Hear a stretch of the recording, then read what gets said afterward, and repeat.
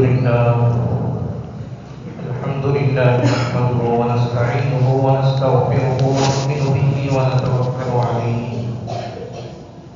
ونعوذ بالله من شرور أنفسنا ومن سيئات أعمالنا من يهده الله فلا مضل له ومن يضلله فلا هادي له ونشهد أن لا إله إلا الله وحده لا شريك له ونشهد أن سيدنا ومولانا محمدا عبده ورسوله أما بعد فقد قال الله تعالى في القرآن المجيد والفرقان الحميد فأعوذ بالله من الشيطان الرجيم بسم الله الرحمن الرحيم يا أيها الذين آمنوا ادخلوا في السلم كافة ولا تتبعوا خطوات الشيطان إنه لكم عدو مبين صدق الله مولانا العظيم. محترم حاضرین، عزیز طلباء، جو آیت میں نے ابھی خطبے میں پڑھی ہے اس میں اللہ تبارک و تعالیٰ فرماتے ہیں کہ ایمان والوں اسلام میں پورے کے پورے داخل ہوئے. وَلَا تَتَّبِعُوا خُطُوَاتِ الشَّيْطَانِ، اور شیطان کے نقش قدم پر نہ چلو. إِنَّهُ لَكُمْ عَدُوٌّ مُّبِينٌ، بلا شبہ وہ تمہارا کھلا ہوا دشمن ہے. دین اسلام صرف چند چیزوں کے مان لینے کا نام نہیں ہے، یا یہ ہے کہ صرف چند عبادتوں کے کر لینے کا نام نہیں ہے، یا دین اسلام کچھ رسومات کا نام نہیں ہے کہ بعض خاص موقعوں پر خاص کام کر لینے ہیں. دین اسلام میں ایسے بہت ساری چیزوں پر یقین کرنا ہے، ویسے ہی بہت سارے کام کرنے کے بھی ہیں، اور ایک بہت بڑی لسٹ وہ بھی ہے جن کاموں کو ایک مسلمان دین اسلام کو ماننے والا کبھی بھی ان کاموں کو نہیں کر سکتا ہے. عقیدے سے متعلق چیزیں بھی ہیں، اعمال سے متعلق چیزیں بھی ہیں، اور دل سے متعلق، اخلاق سے متعلق، معاشرت سے متعلق ہر پہلو اور ہر شعبے سے متعلق احکامات اللہ تبارک و تعالیٰ نے دیے ہیں. دراصل دین اسلام ایک مکمل ایک لائف اسٹائل ہے جو اللہ تبارک و تعالیٰ نے امام الانبیاء، سید المرسلین، خاتم النبیین محمد رسول اللہ صلی اللہ علیہ وسلم کے ذریعے ہمیش کی رہتی دنیا تک کے لیے ساری انسانوں کو اللہ تبارک و تعالیٰ نے عطا فرمایا. صبح بستر سے اٹھنے سے لے کر رات میں دوبارہ بستر پر واپس جانے تک کوئی ایسا کام نہیں ہے جس کے متعلق اسلام بحث نہ کرتا ہو، جس کے متعلق اسلام کچھ رہنمائی نہ کرتا ہو. جبکہ دوسرے مذاہب دیکھ لیجئے، ہم لوگ ہندو بھائیوں کے درمیان رہتے ہیں، لیکن آپ کو یہ جان کر حیرت ہوگی کہ ہندو دھرم کیا ہے، کس چیز کو ہندو دھرم بولتے ہیں، کن چیزوں کے ماننے سے آدمی ہندو کہلاتا ہے، کن چیزوں کے نہ ماننے سے وہ ہندو دھرم سے باہر ہو جاتا ہے. ایسی کوئی تفصیلات خود ان کے مذہبی لوگوں کے درمیان آج تک نہیں ہے، بلکہ وہ لوگ اپنے آپ کو اس بات پر فخر کرتے ہیں کہ ہندو دھرم اتنا وسیع ہے، اتنا کشادہ ہے کہ اس کو وہ ہر ایک کو اپنے اندر لیا ہوا ہے.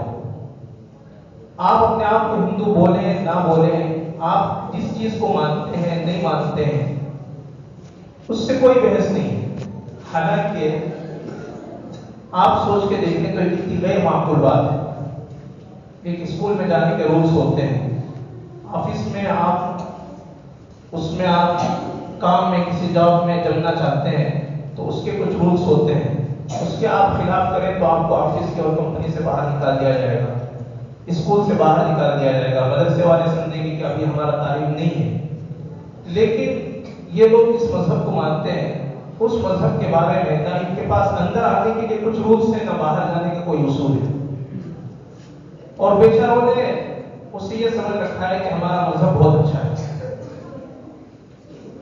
اس کے برخلاف آپ عیسائیت کو دیکھیے، جو بگڑی ہوئی شکل عیسائیت کی ہے۔ حضرت عیسیٰ علیہ السلام جو مذہب برحق لے کے آئے تھے اللہ تبارک و تعالیٰ کے پاس سے، وہ تو بہت ہی جلد دنیا کے اندر سے ختم ہو گیا اور لوگوں نے اس کو بگاڑ دیا۔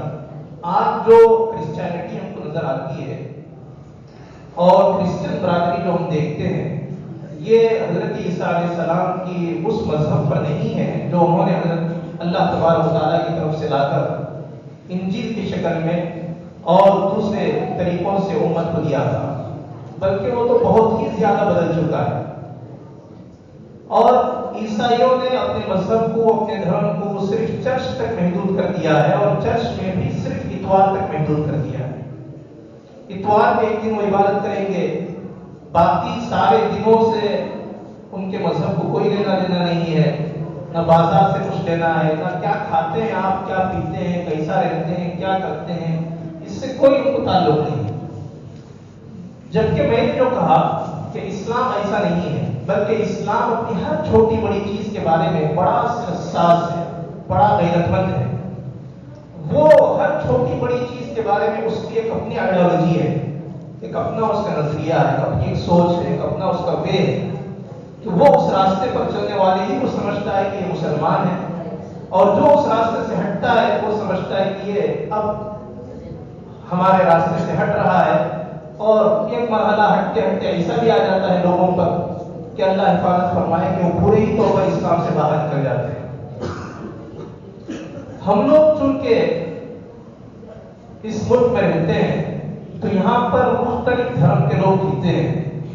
مختلف مذہب والے رہتے ہیں، اور ایک طرح سے ہمارے ملک کی یہ خوش رنگی کہہ لیجئے، خوش منظر کہہ لیجئے کہ یہاں پر یہ نعرہ لگایا جاتا ہے کہ ہندو، مسلم، سکھ، عیسائی سب آپس میں بھائی بھائی۔ مختلف مذہب والے رہتے ہیں، مختلف طور طریقے والے رہتے ہیں، مختلف کلچر کے ماننے والے لوگ اپنے اپنے کلچر کے ساتھ، مذہب کے ساتھ اور اپنے اپنے عبادت کے طور طریقوں کے ساتھ زندگی گزارتے ہیں۔ تو ایسی صورتحال میں ایک مسلمان کو اپنے مذہب کے تعلق سے، اپنے کلچر کے تعلق سے، اپنی روایتوں کے تعلق سے اور اپنے دیگر دینی اور اس کے جو مذہبی معاملات ہیں ان حوالے سے ایک مسلمان کو بہت زیادہ حساس ہونے کی، بہت زیادہ چوکنا رہنے کی اور بہت زیادہ اس کو اپنی دولت، اپنے مذہب کے حفاظت کی فکر کرنے کی ضرورت پڑتی ہے، اس لیے کہ دین اسلام بڑا نازک ہے، بہت نازک چیز ہے۔ تھوڑے سے دھچکے سے بھی سمجھیے جیسے ایک شیشہ ہے، شیشے کا ایک گلاس ہے، تھوڑی سی غفلت سے بھی وہ چکنا چور ہو جاتا ہے۔ ایسے ہی دین اسلام میں بہت ساری چیزیں ایسی ہیں کہ انسان اس میں تھوڑی سی بھی غفلت برتتا ہے اور تھوڑی بھی اس سلسلے میں کوتاہی کرتا ہے تو پھر وہ خدا کی نظر میں مسلمانوں کی فہرست سے نکال دیا جاتا ہے۔ تو مذہب کے ساتھ ساتھ، دین کے ساتھ، ہماری عبادتوں کے ساتھ اور ہمارے صدقے خیرات اور تلاوتوں اور دوسری چیزوں کے ساتھ ساتھ ہمارا کلچر، ہماری تہذیب، ہماری روایتیں، ہم کو خوشی کیسا منانا ہے، ہم کو غم کیسا منانا ہے، ہمارے لباس کیا ہونے چاہیے، ہمارے کھانے پینے کا اطوار کیا ہونا چاہیے، ہماری شادی اور غمی کے موقع کے واقعات کیسے ہونے چاہیے، ہم کو کس طرح کی لائف اسٹائل ہم کو ایسی گزارنی چاہیے کہ ایک دوسرے مذہب والوں کے درمیان رہ کر بھی ہم اپنے مذہب کے تشخص کو، ہم اپنے دین کی آئیڈینٹی کو ہم ان کے درمیان محفوظ رکھ سکیں اور ہر طرح کی ایسی چیزوں سے ہم اپنے آپ کو بچا سکیں جو ہمارے دین کو، تہذیب کو، کلچر کو نقصان پہنچانے والی۔ تو اللہ تبارک و تعالیٰ فرماتے ہیں کہ پورے کے پورے اسلام میں آ جاؤ، جو کرنے کے کام ہے ان کو پورے طور پر کرنا ہے، جو چھوڑنے کے کام ہے ان کو پورے طور پر چھوڑنا ہے، اور جو غلط راستہ ہے ان کو کرنا تو بہت دور کی بات غلط کاموں کی طرف آپ کا میدان اور آپ کا جھکاؤ بھی نہیں ہونا چاہیے. جو شرکیہ کام ہے، کفر کے جو کام ہیں اور یہود و نصارہ کے جو طور طریقے ہیں، ہندوانہ جو مذاہب اس کے اپنی رسومات ہیں، اللہ تبارک و تعالیٰ فرماتے ہیں کہ اسلام کے خلاف جو دوسرے کام ہیں ان کی طرف آپ کو جھکنا بھی نہیں ہے، کرنا تو بہت دور کی بات ہے. اللہ تبارک و تعالیٰ فرماتے ہیں وَلَا تَرْكَنُوا إِلَى الَّذِينَ ظَلَمُوا فَتَمَسَّكُمُ النَّارُ وَمَا لَكُم مِّن دُونِهِم مِّن أَوْلِيَاءَ ثُمَّ لَا تُنصَرُونَ کہ تم ان ظالموں کی طرف اپنا جھکاؤ بھی مت کرو. اگر آپ ان ظالموں کی طرف جھکاؤ کریں گے فَتَمَسَّكُمُ النَّارُ کہیں ایسا نہ ہو جائے کہ جہنم کی آگ تم کو بھی پکڑ لے. اب آپ دیکھیے یہاں کرنے اور نہ کرنے کی بات نہیں ہو رہی ہے، بلکہ یہ بات ہو رہی ہے کہ ظالموں کی طرف جھکنا بھی نہیں ہے. ان کی طرف ان کے چیزوں سے ہمارے دلوں میں کوئی محبت، ان کے طور طریقے سے کوئی تعلق اور ان کے جو رسومات ہیں ان سب چیزوں سے ہمارا کوئی لینا دینا نہیں ہونا چاہیے. ہاں کافر ہونے کے ناطے وہ ہمارا انسانی بھائی ہے، ملکی بھائی ہے، ہم اس کے ساتھ معاملات اچھے رکھیں گے، ہم اس کے ساتھ اخلاقی برتاؤ اچھا کریں گے، ہم اس کے ساتھ خوش اخلاقی سے پیش آئیں گے، اسلام کے اچھے اخلاق کا اس سے مظاہرہ کریں گے، معاملات ہمارے ان کے ساتھ صاف ستھرے ہوں گے، ہم ان کو نہ دھوکہ دیں گے، نہ ہم ان کے مال کو دبائیں گے، نہ ہم ان کو کسی طرف سے جانی اور مالی نقصان کریں گے، اور نہ ہم ان کے ساتھ بدسلوکی سے پیش آئیں گے، بلکہ اسلام کے بہترین اخلاق ان کے سامنے پیش کریں گے. ان سب کے باوجود مذہب کا جہاں معاملہ آئے گا، تہذیب کا جہاں مسئلہ اٹھے گا، کلچر کی جہاں بات آئے گی، طور طریقے کی جہاں بات آئے گی، اسلام کے آئیڈینٹی کی جہاں بات آئے گی، دین اسلام کے طریقے کی جہاں بات آئے گی، تو وہاں ہم صاف طور سے کہہ دیں گے کہ بھائی اس مسئلے میں آپ کا راستہ الگ ہے، ہمارا راستہ الگ ہے. ہم ایک مسلمان ہیں، اسلام کو ماننے والے ہیں، اللہ کے دین کو فالو کرنے والے ہیں، رسول اللہ صلی اللہ علیہ وسلم کے طریقے کو سچا طریقہ سمجھنے والے ہیں. ہمارے لیے کوئی گنجائش نہیں ہے کہ ہم آپ کے کسی اور کے تعلق سے، کسی اور کے رسومات میں، کسی اور کے طور طریقے میں ہم کسی طرح کی شرکت کر سکیں. یہ بہت ہی اہم ترین بات ہے، بہت سینسیٹیو مسئلہ ہے. اس سلسلے میں بڑا حساس ہونے کی ضرورت ہے. ہم بعض چیزوں کو تو بہت اہمیت دیتے ہیں کہ کسی بت کے سامنے سر جھکا دینا، غیر اللہ کے سامنے ماتھا ٹیک دینا، یا کوئی اور بڑے بڑے کاموں کو تو ہم سمجھتے ہیں کہ برے ہیں، لیکن تہذیب کے تعلق سے، کلچر کے تعلق سے، روایتوں کے تعلق سے بہت ساری باتیں ایسی ہیں جن کے تعلق سے ہم کو جتنا سینسیٹیو ہونا چاہیے، حساس ہونا چاہیے، اتنے حساس ہم نہیں رہتے. اسی وجہ سے آپ دیکھ لیجیے شادی بیاہ کے مسئلے میں ہندوؤں کی کتنی رسومات ہمارے اندر گھس گئی ہیں. شادی پتہ نہیں کب ہوتی ہے، اس سے پہلے کتنی رسومات کا ایک سلسلہ طویل چلتا ہے. پھر موت اور غمی کے موقع پر آپ دیکھ لیجیے کیسی کیسی رسومات اور خرافات ہمارے اندر ہیں. ویسے ہی ایک موقع میں ہم جن دنوں سے گزر رہے ہیں، یہ کرسچن برادری کی طرف سے تہوار منایا جا رہا ہے جو 25 دسمبر کو لوگ مناتے ہیں اور کرسمس ڈے کے نام پر ساری دنیا میں اسے مناتے ہیں. اور پھر اس کے بعد وہ نیو ایئر کا جشن مناتے ہیں اور اس موقع پر خوشی اور پھر بہت کچھ وہ لوگ کرتے ہیں. جیسے ہندوانہ طور طریقے ان کو اختیار کرنے کی ہمیں کوئی گنجائش نہیں ہے، اور اسلام میں اس کی کوئی اس کا آپشن نہیں ہے کہ ہم اسے کسی بھی طور سے اپنا سکیں. تو بھائیوں، یہ جو کرسمس کا موقع ہے اور حضرت عیسیٰ علیہ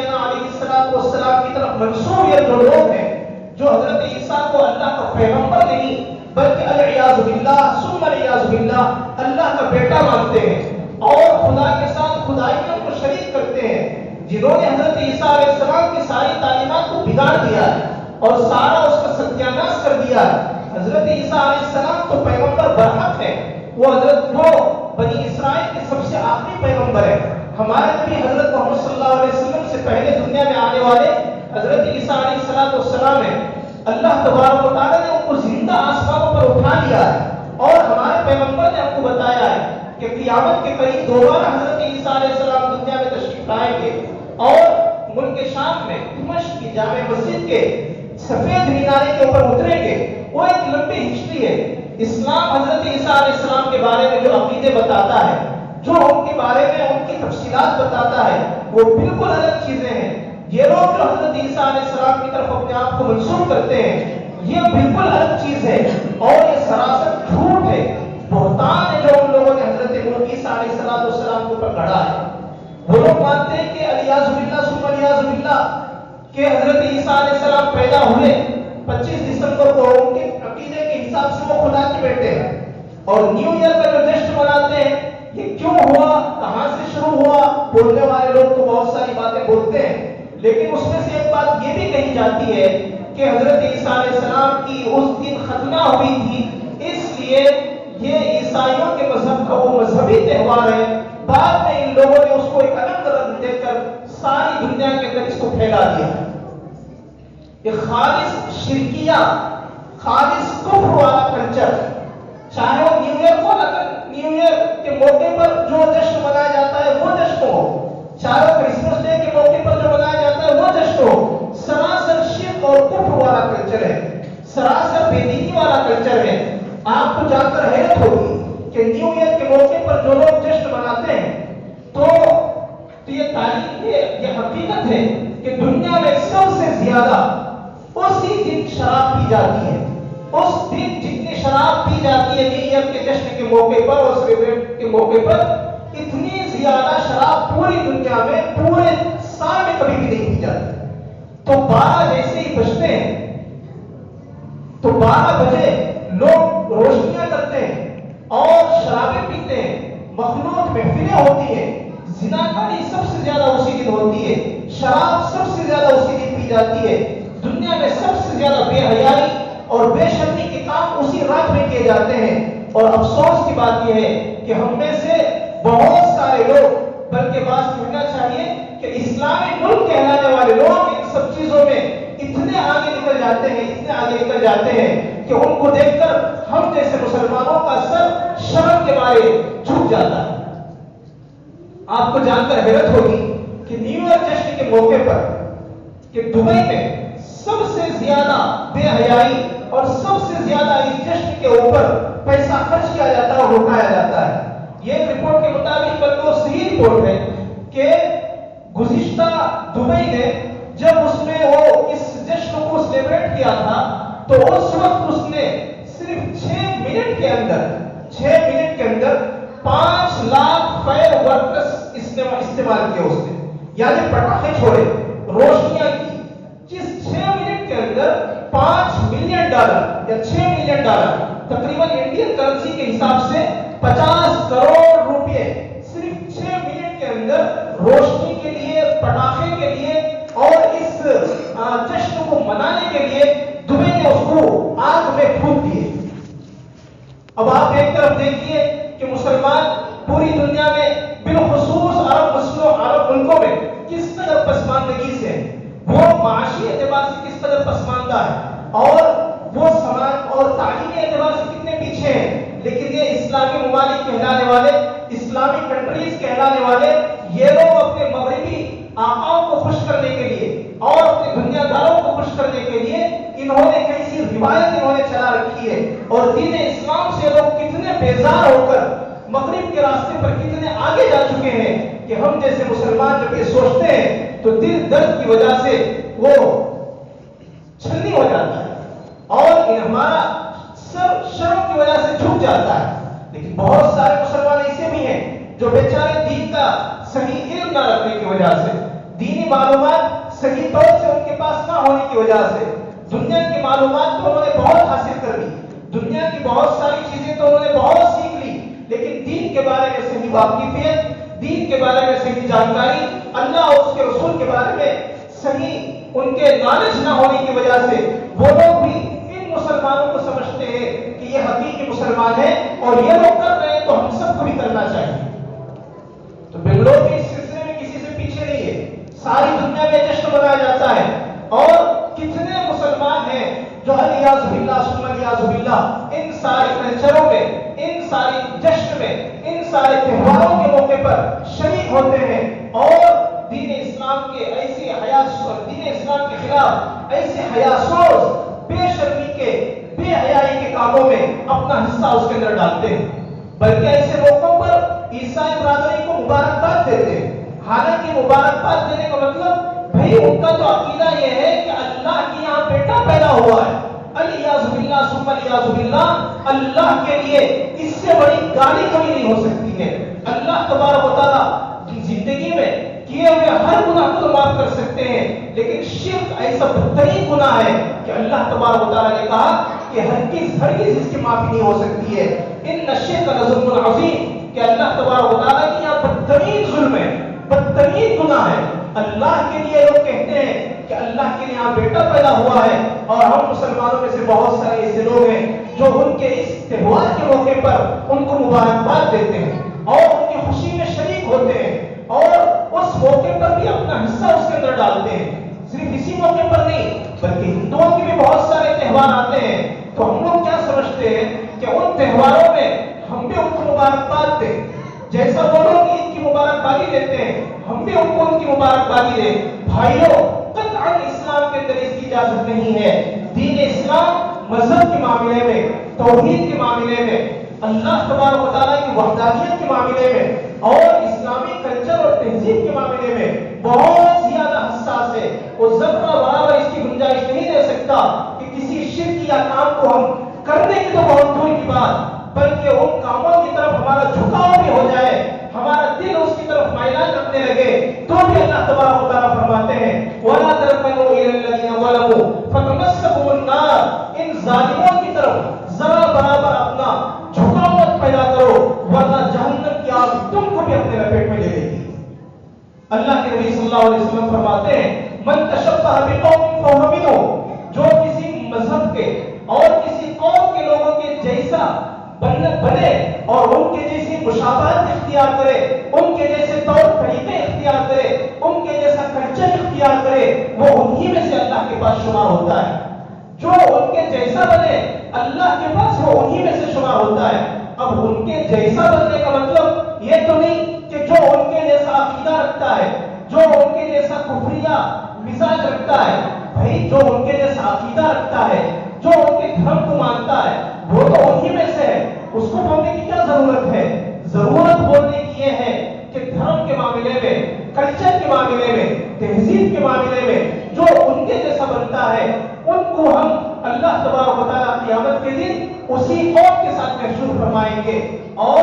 یہ ساری چیزیں اس کے ساتھ ہی قیامت کے دن اس کو جمع کریں گی اور اللہ کے پاس اسی کے ساتھ اس کا حشر ہوگا۔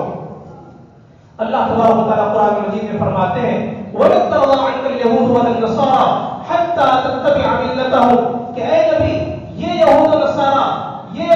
عیسائی لوگ اور یہ کرسچن لوگ، یہ یہودی لوگ آپ سے ہرگز راضی نہیں ہو سکتے، خوش نہیں ہو سکتے، یہاں تک کہ تم پورے طور پر ان کے مذہب میں نہ ڈھل جاؤ۔ آج دیکھ لیجئے انہوں نے اپنے کلچر کو عام کرنے کے لیے کون سی ایسی طاقت نہیں استعمال کی ہے، اپنے کلچر کو، اپنی روایتوں کو اور اپنے تہذیب کو، اپنی خوشی اور غمی کے موقعوں کو اتنا انہوں نے دنیا میں پھیلایا، اتنا انہوں نے دنیا میں پھیلایا کہ ہر بندہ ان کی یہ ساری تہذیب کو جانتا ہے، اور بہت سارے لوگ ان کے اس جشن کو اپنا جشن سمجھ کے مناتے ہیں،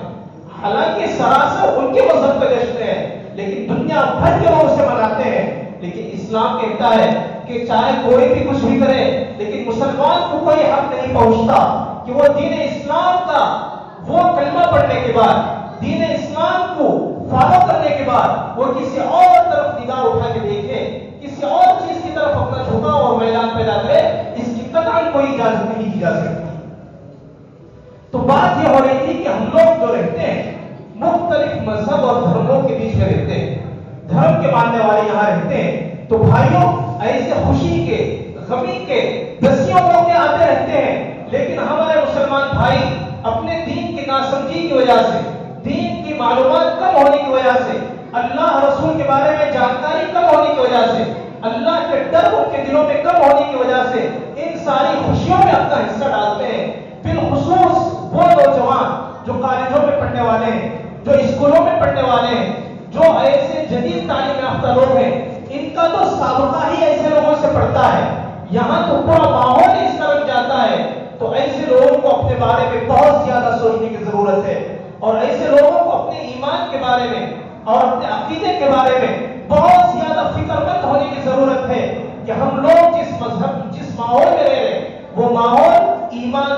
ماحول ہے، ایمان کو جلا دینے والا ہے، ایمان کو برباد کر دینے والا ہے۔ ایسے جو بھی موقع آئے ان موقعوں پر ہمارے نوجوان کو سنبھلنے کی ضرورت ہے،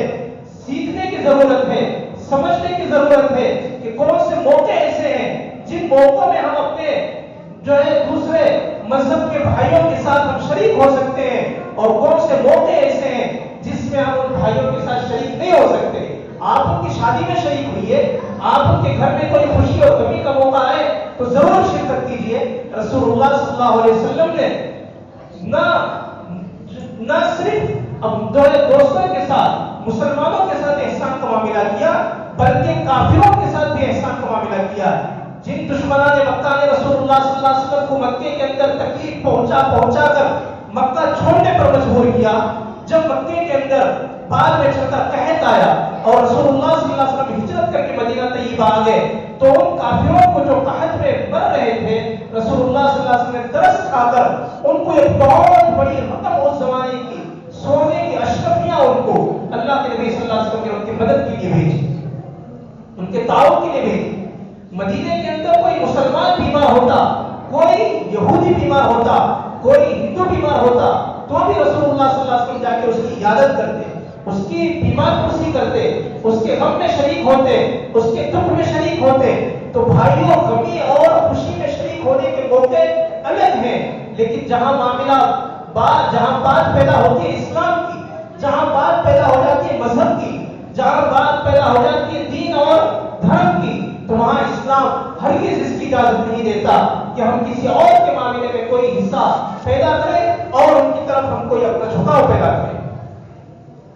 تو بالخصوص ایسے نوجوانوں کی جن کو ان ساری چیزوں سے سابقہ پڑتا ہے، ان کو بھی اپنے معاملے میں بہت حساس رہنا چاہیے، اور ان والدین کو بھی حساس رہنا چاہیے جن کے بچے اسکولوں اور کالجوں میں پڑھتے ہیں۔ تو ان والدین کی بڑی ذمہ داری بنتی ہے کہ وہ اپنے بچوں کے تعلق سے فکر کریں کہ ہمارا بچہ کرسمس ڈے کے موقع پر کہیں ایسی تو خوشی نہیں منا رہا ہے جیسے ایک مسلمان بچے کو اپنے عید کے موقع پر خوشی منانا چاہیے۔ کہیں غیروں کی خوشی کے موقع پر ہمارا بچہ کیسا سوچ رہا ہے، کیسا اس کا برتاؤ ہے، کیسا اس کا رہن سہن ہے۔ ایسے موقعوں پر خاص کر ہمارے بچوں پر نگاہ رکھنے کی ضرورت ہے، نوجوان لڑکوں پر بھی، نوجوان لڑکیوں پر بھی۔ اللہ تبارک و تعالیٰ فرماتے ہیں، یا ایھا الذین آمنوا قوا انفسکم واہلیکم نارا، اے ایمان والو، اپنے آپ کو بھی جہنم کی آگ سے بچاؤ، اپنی اولاد کو بھی جہنم کی آگ سے بچاؤ۔ حضرت یعقوب علیہ السلام کا قصہ ہمارے سامنے قرآن نے بیان کیا ہے،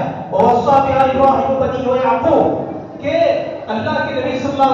کے نبی حضرت یعقوب علیہ السلام کا جب آخری وقت آیا تو انہوں نے اپنے سارے بچوں کو جمع کیا، اور سارے بچوں کو جمع کرنے کے بعد پوچھا، مَا تَعْبُدُونَ مِن بَعْدِي، اے میرے بچوں، میرے بعد تم کس کی عبادت کرو؟ حضرت یعقوب علیہ السلام خود نبی ہیں، ان کے والد محترم حضرت اسحاق علیہ السلام نبی ہیں، ان کے دادا حضرت ابراہیم علیہ السلام نبی ہیں، سید الانبیاء ہیں، اور وہ ابو الانبیاء کہلاتے ہیں۔ حضرت ابراہیم علیہ السلام، ابراہیم علیہ السلام نبی، اسحاق علیہ السلام نبی، یعقوب علیہ السلام نبی، حضرت یوسف علیہ السلام نبی، سارا گھرانہ نبوت کا پیڑھی در پیڑھی ان کے گھر میں نبوت چل رہی ہے۔ حضرت جبرائیل اور فرشتے دن و رات اتر رہے ہیں، اللہ کے احکامات لے کے نازل ہو رہے ہیں، وحی اتر رہی ہے، اللہ کے پیغامات پہنچ رہے ہیں۔ ساری دنیا کے لیے ان کا گھرانہ ایمان کا سرچشمہ ہے، ایمان کا مرکز ہے۔ ساری دنیا کو روشنی ایمان کے اس گھرانے سے مل رہی ہے، ساری دنیا کو رہنمائی اور ہدایت اس گھرانے سے مل رہی ہے۔ لیکن اس نبی کو اگر فکر ہو رہی ہے اپنے بچوں کے تعلق سے کہ بھائی تم لوگ میرے بعد کس کی عبادت کرو گے، کس کی پیروی کرو گے، مَا تَعْبُدُونَ مِن بَعْدِي، میرے بعد تم لوگ کس کی عبادت کرو گے؟ تو آپ سوچ کے دیکھیے، انبیاء سب سے زیادہ کس چیز کے فکر مند ہوتے ہیں؟ اپنی اولاد کے تعلق سے۔ ایسے گھرانے میں جس اولاد کی تربیت ہوئی ہو، بھائیوں، کون سوچ سکتا ہے کہ وہاں دور دور بھی کفر کا کوئی گزر ہوتا ہوگا؟ کون سوچ سکتا ہے کہ وہاں شرکیہ رسومات کا وہاں کوئی چلن ہوتا ہوگا؟ کون سوچ سکتا ہے کہ وہاں کی اولاد، اس گھر میں پلنے والی نسل وہ ایمان سے ہاتھ پہ بیٹھے گی؟ لیکن بات یہی ہے کہ انہوں نے، حضرت یعقوب علیہ السلام نے اپنے اس طرز عمل سے یہ ہم کو پیغام دیا ہے قرآن نے اس واقعے کو نقل کر کے ہم کو یہ سبق دیا ہے کہ انبیاء کو بھی اپنی اولاد کے تعلق سے سب سے زیادہ اگر کسی چیز کی فکر تھی تو اس کی نہیں کہ ہم نے ان کے لیے کیا چھوڑا،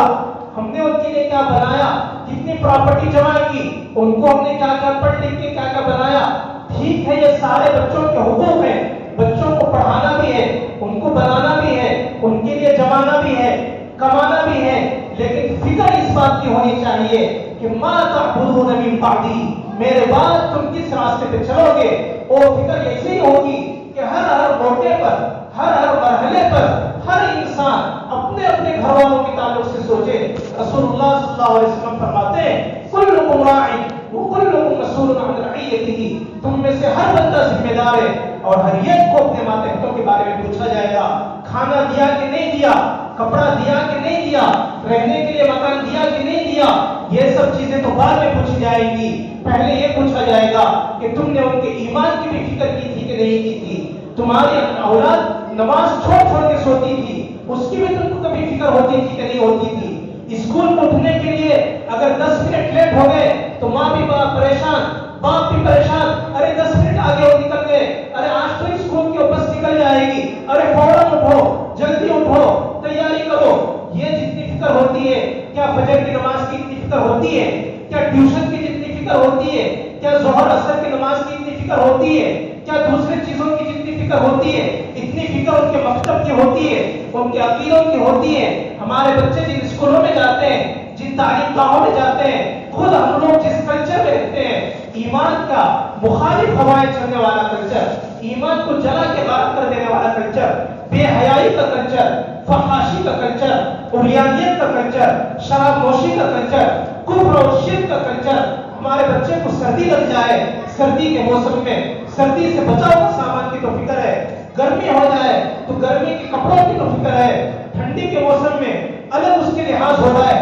بارش کے موقع پہ بچہ کیسا جائے گا اس کے لیے چھتری کا انتظام ہے۔ بھائیوں، دنیا کی حقیر چیزوں کا تو ہم دیکھ دیکھ کر انتظار کرتے ہیں، ان کا انتظام کرتے ہیں، ان کی فکر میں اپنے آپ کو کھلاتے ہیں، لیکن یہ بچے خدا کا بندہ بن کر، رسول اللہ کا امتی بن کر، سچا پکا انسان اور مسلمان بن کر جیے گا بھی اور مرے گا بھی، اس کی ہم کو کوئی فکر نہیں رہتی۔ سب سے بڑی ذمہ داری والدین کی ذمہ داری ہے۔ ہر بندہ ہر جگہ پر جو جہاں بھی رہے، سب سے بڑی ذمہ داری اس کی یہی بنتی ہے۔ حضرت یعقوب علیہ السلام کا سبق ہم کو یہی دیتا ہے، ان کے زندگی کا سبق یہی ہے، قرآن کی تعلیم یہی ہے کہ ہمارے لیے بھی، اپنے بچوں کے لیے بھی، اپنی اولاد کے لیے بھی اس بات کی ہم فکر کرنے والے بن جائیں کہ ہماری مذہب، ہمارے بچے، ہماری اولاد دین اسلام پر جینے اور مرنے والی ہو جائے۔ قل ان صلاتی ونسکی ومحیای ومماتی للہ رب العالمین، میرا جینا بھی، میرا مرنا بھی،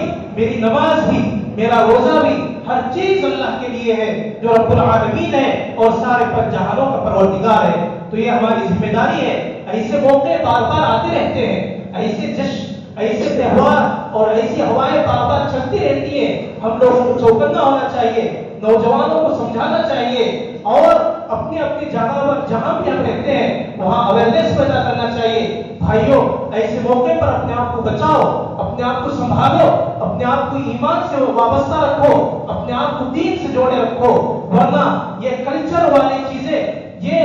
آج دیکھنے میں معمولی ہیں، لیکن یہ چیزیں کل کو جا کر ہمارے مذہب کو بھی غارت کریں گی اور ہمارے دین کو بھی غارت کریں گی۔ آج جو مسلمان بچوں اور بچیوں میں جو ارتداد کی ہوا چل رہی ہے، آئے دن کبھی نہ کبھی یہ خبر ملتی ہے کہ فلاں لڑکی فلاں ہندو لڑکے کے ساتھ چلی گئی، فلاں وہ جو ہے اتنے لڑکیاں مسلمانوں کی ہندوؤں کے ساتھ پکڑی گئی، فلاں جگہ پر ایسا ہوا، فلاں جگہ پر ایسا ہوا۔ یہ واقعات سنتے سنتے بھی ایسا لگتا ہے ہمارے کان ان واقعات کو سننے کے کسی درجے میں عادی ہو گئے۔ ایک زمانہ تو ایسا تھا جب ایسی باتیں سنتے تھے پورے پورے مسلمانوں کی بستی میں بے چینی کی لہر دوڑ جاتی تھی، ہر بندہ پریشان ہو جاتا تھا، فکر مند ہو جاتا تھا۔ لیکن آج ان سب باتوں کو سنتے سنتے ہم بہت نامور ہو گئے، ایسا لگتا ہے۔ بھائیوں، اس سے معلوم ہوتا ہے کہ ان کفر کی ہواؤں نے ہمارے ایمان کی چنگاری کو کتنا بجھا دیا ہے،